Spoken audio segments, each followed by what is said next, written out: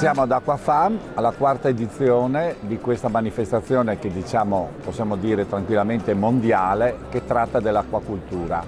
Ma diranno ci sono altre opportunità di trattare l'acquacultura, ma questa è nata, questa Aquafam, nel mettere insieme veramente tutti gli stakeholder, ma vanno dall'operatore che è in allevamento al ricercatore più evoluto e più scienziato che esiste in questo momento. L'acquacultura non è un'attività commerciale, ma è una necessità sociale. Il pesce deve essere garantito a tutti, sano, sicuro e anche a buon prezzo. Non possiamo stressare il mare, ecco che l'acquacultura diventa l'alternativa più valida e noi vogliamo coltivare l'acqua in maniera seria e responsabile. Siamo un territorio proprio per storia, per geografia, che si presta a tutti i tipi di allevamento.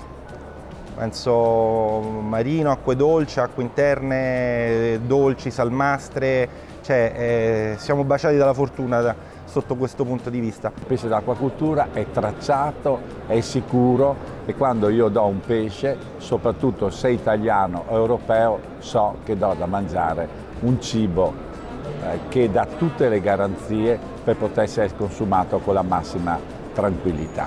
E poi ragazzi, guardiamoci in faccia, la richiesta è sempre troppa rispetto al pesce disponibile, cambiamenti climatici, il problema delle microplastiche che per fortuna è diventato di moda, in questo caso la moda non stucca, non è una cosa, speriamo che non passi di moda.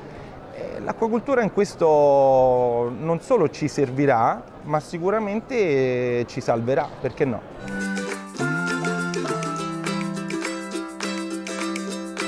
I punti di forza dell'acquacultura quali sono?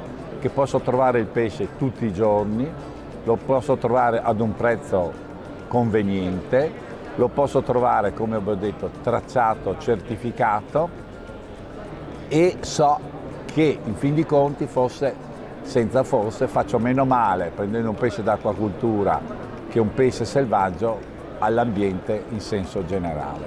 Quello che è di buono all'acquacultura è che il pesce è completamente tracciato. Noi dall'uovo al piatto del consumatore sappiamo di che cosa parliamo, che è un prodotto sano.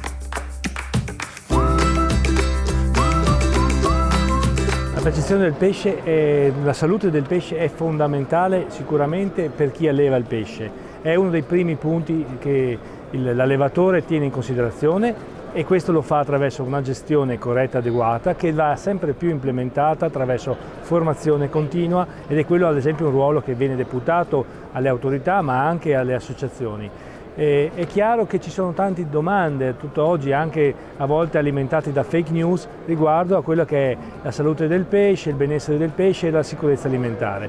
Le posso assicurare che oltre che veterinario, oltre che il direttore dell'associazione sono veterinario e che si sta facendo moltissimo soprattutto nello sviluppo dei vaccini che dovranno essere il futuro, soprattutto nell'ottica di ridurre il fenomeno dell'antibiotico resistenza. Oggi per fortuna abbiamo un'acquacultura sicura, di qualità, ci sono già allevamenti senza trattamento di antibiotici.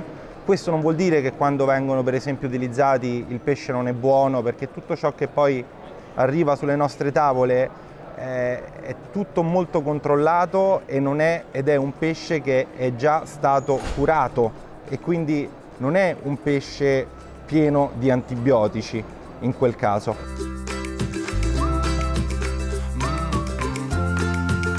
La percezione è buona dell'acquacultura in Italia. Se fosse stata ottima comunque non sarebbe stata comunque abbastanza.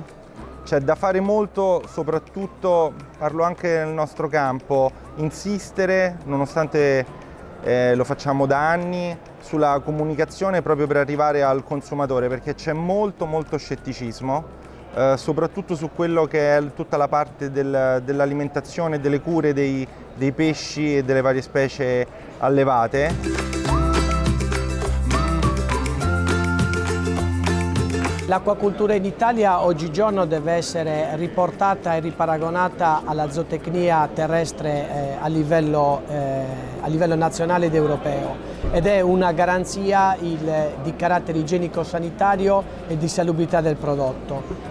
I controlli di processo e di filiera legati alle certificazioni che si possono ottenere all'interno delle produzioni garantiscono un controllo di processo e di monitoraggio attraverso dei dati che possono validare e verificare la salubrità e la sicurezza degli alimenti, legate ad attività di verifica come analisi di laboratorio e validazioni di processi che ci regalano il risultato finale, regalando la salubrità. Seotobia ci aiuterà a gestire tutti i dati che fanno parte del ciclo produttivo degli allevamenti ittici e quindi ci aiuteranno, anzi aiuteranno gli allevatori a prendere decisioni immediate in funzione dell'indice dell'allevamento.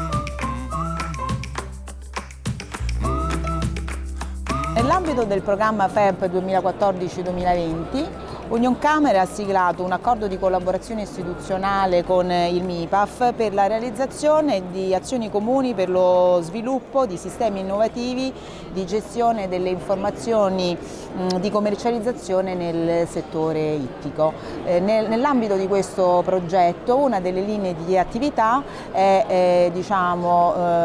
ha l'obiettivo di realizzare una piattaforma di diffusione di soluzioni innovative tecnologiche nel settore pesca e nel settore acquacultura, così da favorire una sorta di trasferimento tecnologico a favore della sostenibilità e della competitività delle imprese.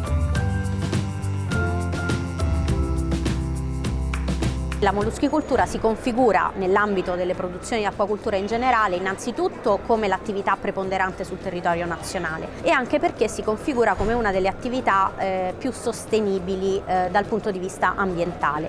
Perché questo? Perché rispetto ad altri tipi di allevamento, sia di zootecnia terrestre che di acquacultura, la molluschicoltura ha la capacità di sottrarre anidride carbonica dall'ambiente. Noi come ente di ricerca pubblico ci occupiamo soprattutto di ricerca ma di trasferimento tecnologico alle imprese e siamo stati incaricati da parte del MIPAF di portare avanti due progetti nell'ambito della molluschicoltura e della venericoltura, che sono le due attività principali, quindi l'allevamento del mitilo e l'allevamento della vongola, e abbiamo cercato di identificare quelle che potevano essere le priorità e le esigenze del settore.